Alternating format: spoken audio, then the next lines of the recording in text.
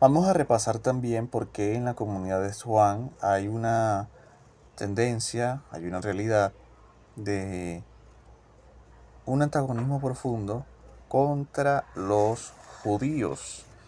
De hecho, podemos darnos cuenta cómo el término los judíos abundan y se ha acusado al Evangelio de Juan de ser un evangelio antisemita y de ser una de las bases de, digamos, lo que se ha conocido como el antisemitismo cristiano por las acusaciones que hace contra los judíos. Hay que darse cuenta, por ejemplo, que en el capítulo 8 Jesús dice que los judíos son hijos del diablo, los judíos son hijos del diablo y que Satanás es su padre. Entonces, nosotros nos damos cuenta de que hay un antagonismo muy marcado en este evangelio entre los cristianos de Juan, los cristianos juánicos y los judíos.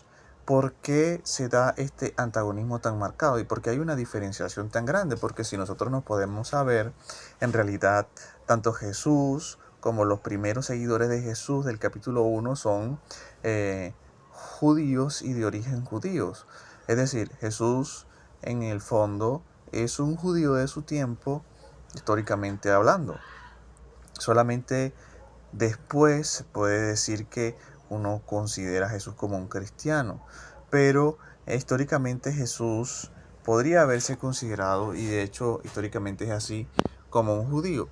Es muy extraño entonces que él hable de los judíos como de un grupo étnico distinto a sí mismo. ¿Por qué cómo se explica esta situación en el Evangelio de Juan? Bueno, hay que decir que se conoce que a partir del año 70, con la destrucción del Templo de Jerusalén, el judaísmo se reorganiza en una escuela en Yavne.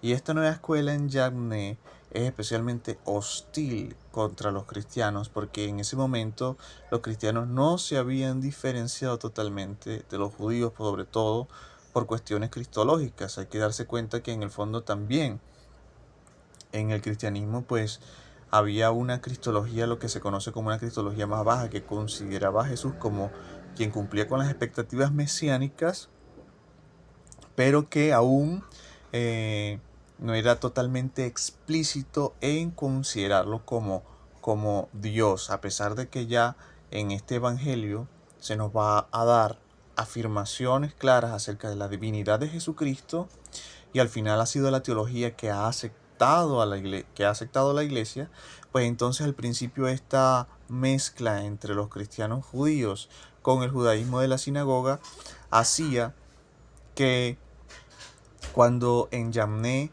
se formó esta nueva escuela, sobre todo de fariseos, estos fueran muy hostiles contra el cristianismo.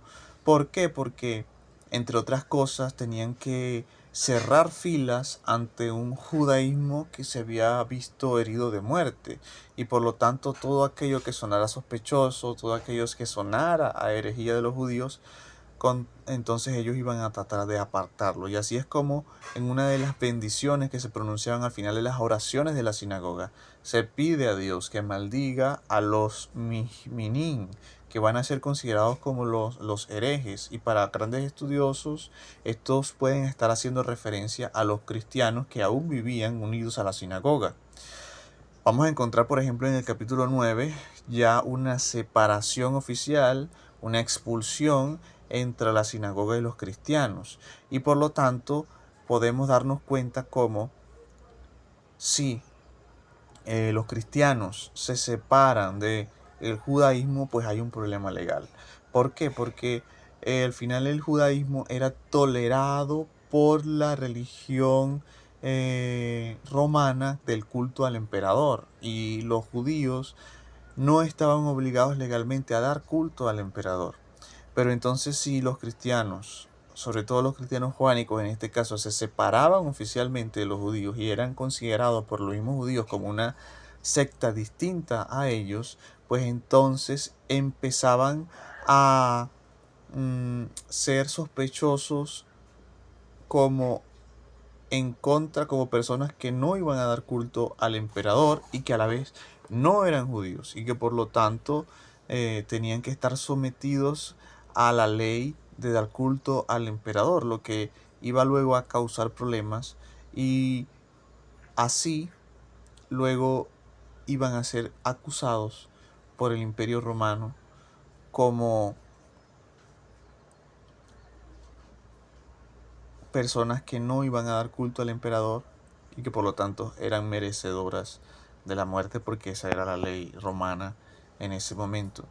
Y por lo tanto se dice, por ejemplo, en Juan 16:2, que hay quienes los expondrán a la muerte, los expulsarán de las sinagogas y pensarán que darán culto a Dios entregándolos a la muerte, les advierte Jesús a sus discípulos en ese discurso de despedida.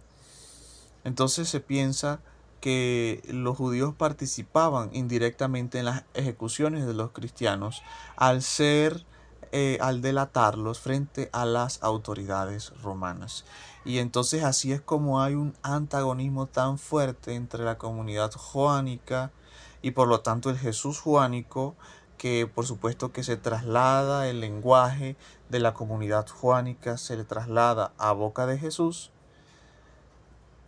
Y entonces vamos a tener en Jesús la referencia ya en el Evangelio de Juan de un antagonismo muy marcado, pero es por el traslado del lenguaje de la comunidad joánica a los labios de Jesús.